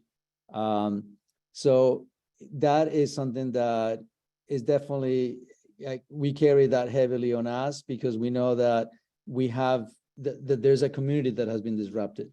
And so I understand that, and when you're saying, you want to see your kid into part of that community, not just for the first years, but for long term. And so I do thank you for your trust on us and believing that we will be able to give your child what she needs in the short and the long term. So we take that seriously. And as Rich said, and as the mayor said, we're working on a comprehensive plan, but to make sure that this kind of challenges that we're facing right now, we won't have them in the future. But I just wanted to thank you for entrusting the education of your child to us. Thank you, Dr. Carmona. Next, we have a question from Jessica Gutierrez. Can you hear me? Yes, we can. So I'm Jessica Gutierrez, one of the bilingual school adjustment counselor. And I just have a question about breakfast, because the Winter Hill is used to having breakfast in the classroom. And I know that a lot of the teachers say the breakfast for snack, or even if the students don't like lunch, they have breakfast available after lunch. So I was wondering, because breakfast is at 7:30 and I don't see a lot of the students going at 7:30 to have breakfast. Is that still gonna be an option that the classroom can have some of the breakfast for snack during the day? Thanks, Jessica, for the question. That's a really good question, because it is a switch in our past practice. When I said that we open at 7:30, we don't expect all students to come in at 7:30. In fact, we expect them to stagger in throughout the morning, so that we expect we'll have students in at 7:30 and they'll eat, and then they'll want to go outside and play with their friends as they normally do outside. So we will have breakfast open starting at 7:30. until 8:10 when students line up. So they will be free to come in and grab breakfast at that time. We also know that there will be other circumstances where students will need breakfast, and we will be accommodating. One of the things we want to be aware of is that the Edgerly classrooms, a lot of them have rugs. So we want to be, we probably have to be a little more careful around the types of things we bring into the classroom, just because we don't want to have too many spills that we find with milk. Water, of course, is okay, but we want to talk through that. That is something that we are going to work through, something that I plan to address with staff. And we are going to talk about all the contingency plans to ensure that students have food, as much food as they need throughout the day. We want to make sure that students know that they will not, just because there's no breakfast in the morning in the classroom, it doesn't mean that they're not able to eat throughout the day. And we will make sure that that happens. Thank you, Principal Goslin. Next question, we have a question from Carrie O'Connor.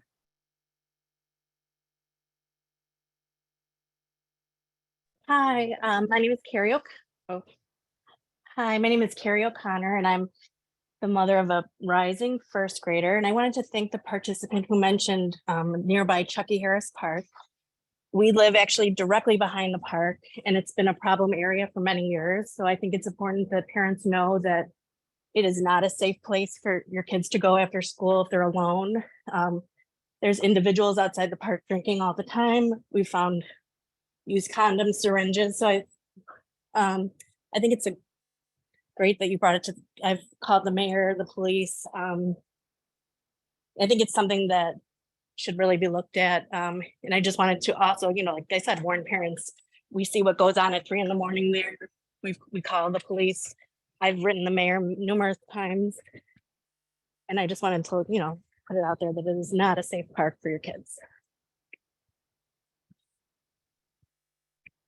Thank you, Carrie. We appreciate you bringing up that concern. And we'll certainly pass it along. Next, we have a question from Rosa Valladares.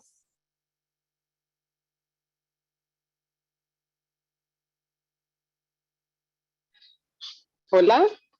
Hola. Mi nombre es Rosa Valladares y yo tengo 2 hijos. Uno va a ir a kindergarten a la Capuano y el otro niño a la Elderly. Mi pregunta es, sé que han enviado correos donde dicen que no saben si van a dar transporte, pero me gustaría saber si pues va a haber la posibilidad, pues porque para el invierno se nos hace un poco difícil. Yo tengo a mis hijos en la Winter Hill porque está cerca de mi casa y camino con ellos. Entonces, esa es mi preocupación, saber si va a haber transporte, porque pues voy a tener uno en la Capuano y otro en la Elderly, como que entran a la misma hora y se me va a hacer un poco difícil pues tener a los 2 niños a la misma hora en la escuela. Gracias por su pregunta. Dr. Carmona, are you able to take that? Muchas gracias, Rosa. So Rosa's question was around the challenges she's facing with 2 kids in different places. She's wondering if we're going to have transportation to address that, especially during the winter.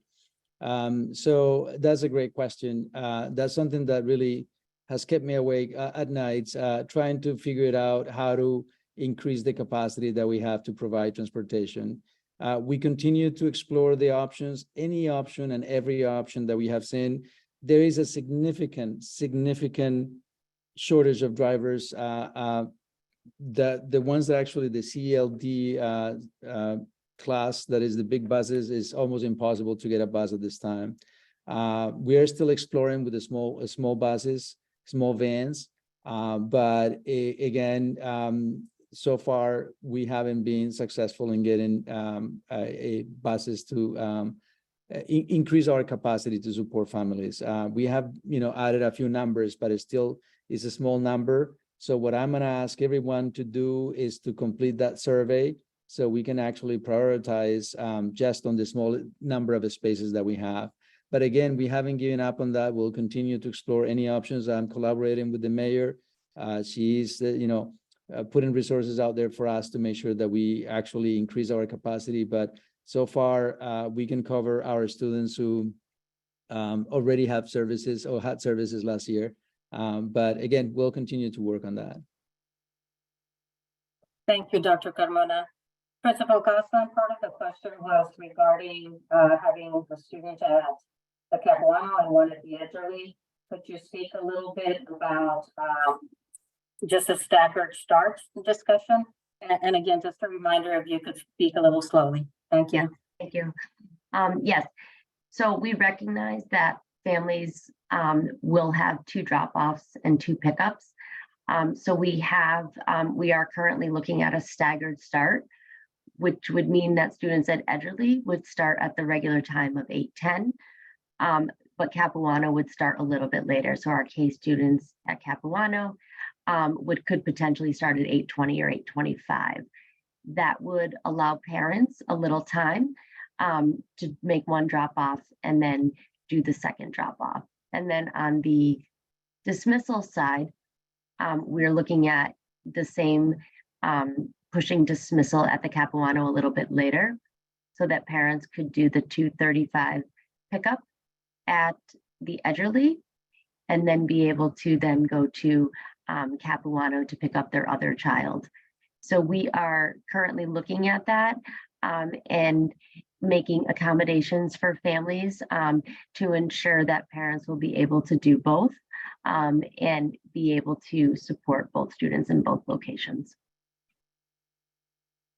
Thank you, Principal Goslin. Next, we have a question from Crystal Grata.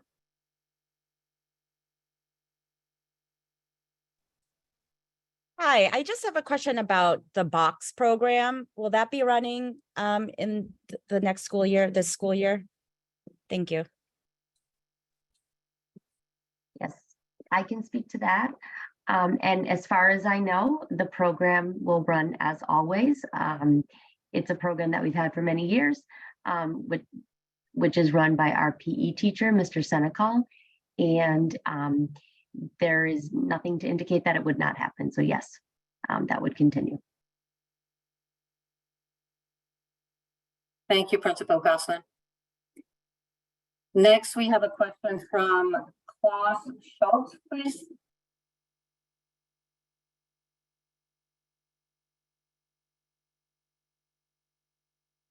Okay. I gotta talk on the phone real quick. Hello? We can hear you. Go ahead. Hi.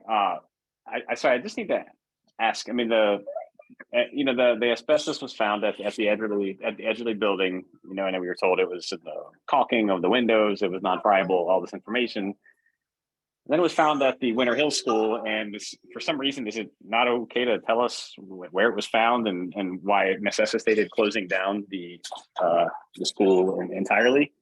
Is that not possible to? I can provide some or around it. Yeah, I can provide some clarification with the caveat that, you know, most of the information is going to follow. We have already done the full assessment of the Edgerly.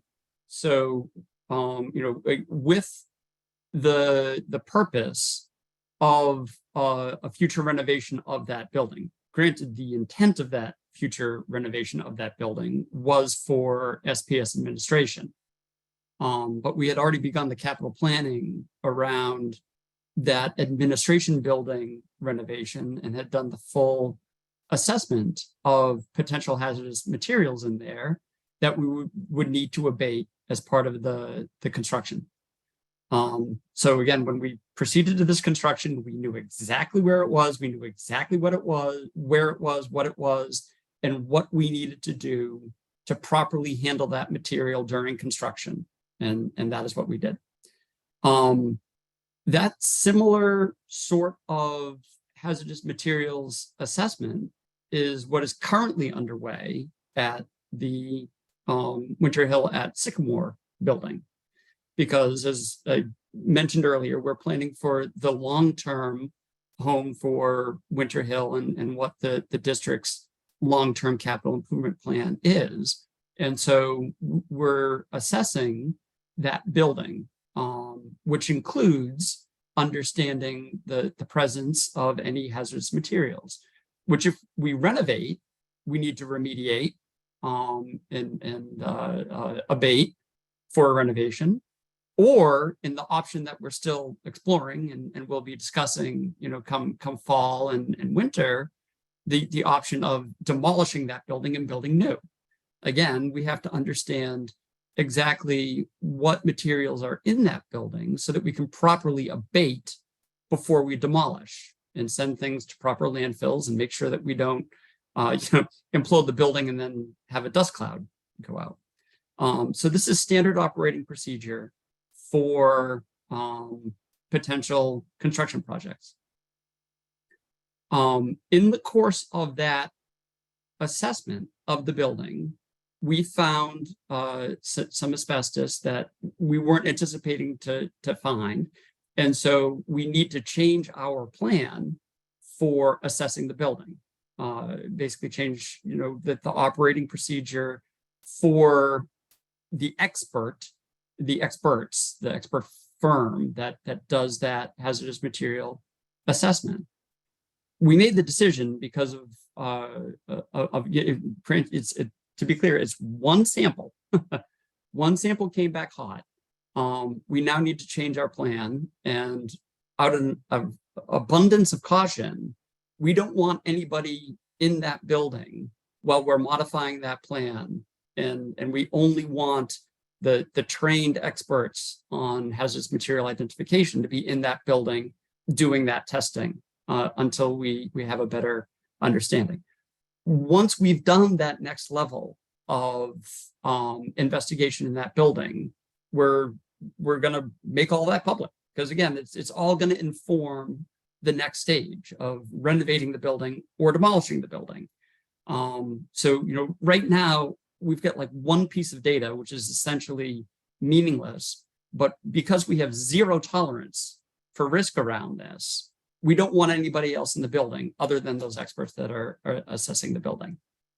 So I hope that sort of, I know it may be unsatisfying that we don't have all the answers. And when you hear something like the hazards, it creates anxiety. It creates anxiety for myself and for my teams that are also in the building, as well as the DPW folks that are in the building.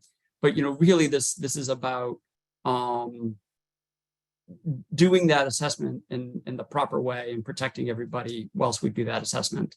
And then once we have the full understanding of what this is and what this means, we'll discuss it and we'll release it to the public. And that'll be part of our ongoing conversation about the renovation or rebuild of the building.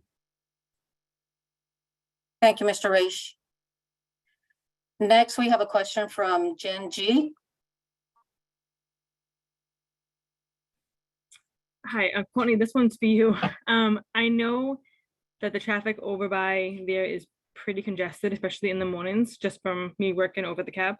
I'm wondering, will tardies be an issue, especially at the beginning, just because I know how crazy it gets over there?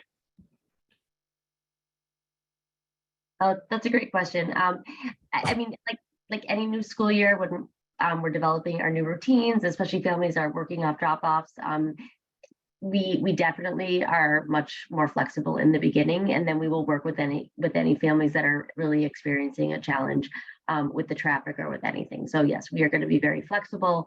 We're not going to in any way penalize students around any issues related to this move and how it's impacting families' abilities to get to and from the Edgerly and or the Capilano. Thank you, Principal Goslin.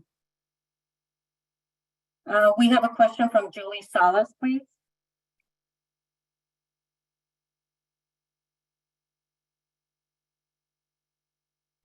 Hi, can you hear me?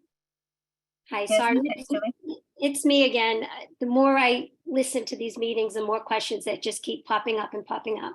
I want to speak to what many of the parents spoke to about this contingency plan. This September would have been my 30th year at the Winter Hill, and so I've been an eyewitness to the deterioration and the things that have gone wrong in the building. And this is going to lead to a question about the Edgerly. In the 90s, the teachers were complaining about the rotten building, the water coming in. In the early 2000s, we were complaining about the rotten bathrooms, the water, the moldy roof. And we complained and we complained, and we just felt like it fell on deaf ears until the concrete starts falling down, then people start listening. So we've been told for 3 decades, when something goes wrong, you 311 it, you 311 it. And I just felt like I 311 so many things that I don't even know if anyone even heard it, or anyone even addressed it. I finally got my rotten rusted sink replaced this winter at the Winter Hill School. Finally, after 10 years. And I 311 that 3 times a year for 10 years. I 311 it, and I finally got it replaced. Now, when I see something wrong at the Edgerly School, am I going to 311 it? Or is somebody really going to listen to the people who are there in the trenches, on the ground, witnessing these interruptions that happen day to day to day to day in these rotten buildings? Thank you. Dr. Carmona, is this a question that you can take? Hi, Julie.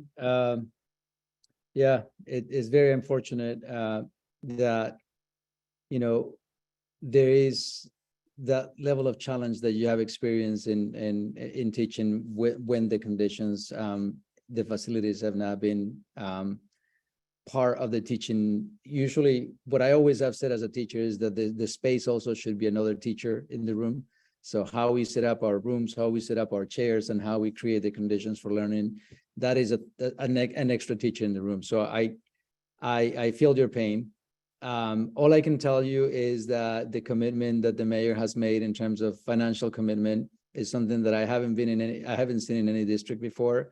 I also can tell you that, you know, on the first day that this was brought up to me, a challenge was brought up to me, we acted immediately. So I will definitely have to look into understanding the dynamics around the 311. This is news to me.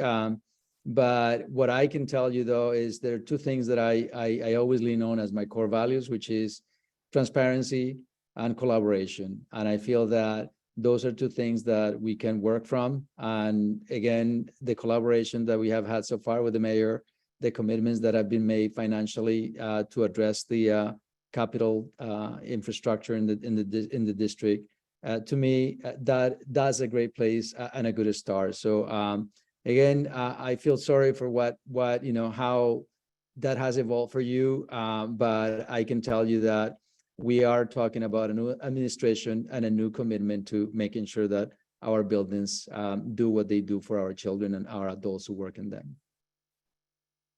Thank you, Dr. Carmona.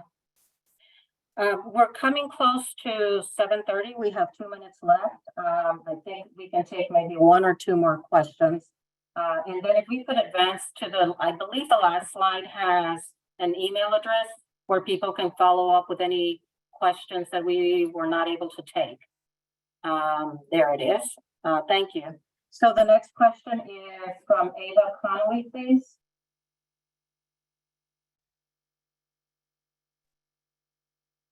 Good evening. My question is concerning the August 7th email regarding the asbestos found at Winter Hill. My question is pretty direct. What material was found to have asbestos and where was it located in the building? I know you had said it was in a non-public area, but I'd like a little bit more clarification on that and what material it was found in. Thank you. Yeah, so the material that it was found in is sort of anomalous, which is another reason why we need to do a more extensive investigation to really understand where it really is in the building. You know, the standard operating procedure for this initial assessment is once a material hits positive, you stop sampling that and just presume all of it is, even though, like, well, you know, there's a possibility of a false positive or a cross-contamination. So really out of the abundance of caution, we want to close the building, get in there and do a whole bunch more testing and really assess that. So I'm very hesitant to speculate right now at this point until the specialists go in there and do the work that they need to do and we can release an accurate report. So that's really what the teams focus on is making sure that we don't miscommunicate and cause any anxiety unnecessarily. So we need to let that team do their work, and then we can report back on the actual findings from that assessment. If I may, Rich, also, I just wanted to say that, you know, we will absolutely share that as soon as we get the full information. When we want to make sure that we will disclose any information. But we need to make sure that the additional testing that is happening is available and a full report, and that we can have a full report in front of us. And you know, I can promise you that you should have more information as soon as that happens, and we'll keep you updated. We understand the eagerness to know right now, and you know that is real, and we will not delay once we know more. Our goal is transparency and accuracy, and when it comes to all the steps and decisions regarding the Winter Hill School. And as soon as we have more information, we'll let you know. Thank you, Dr. Carmona. If I could just also add to this. This is, you know, what I want to change, you know, turn the ship around, so to speak. And I want to emphasize that what you are describing is not okay with us in terms of, you know, the conditions of our buildings. So that is why when I first started as mayor, you know, I dedicated funds immediately to try to figure out the planning for the K through for our school systems, and especially the K through 8 master planning. So thank you for the question. And, you know, I echo what my colleagues before me, Rich Raish and Dr. Carmona, said also. Thank you, Mayor Valentine. So we are at 7:32. Apologies that we were not able to get to all of the questions. Please do follow up via email at communications@k12.somerville.ma.us. We will continue to provide weekly updates. We really appreciate your time and look forward to welcoming kids back to school soon. Thank you very much and have a good evening, everyone. Thank you, everyone, and have a good night. Thank you, everyone. Good night.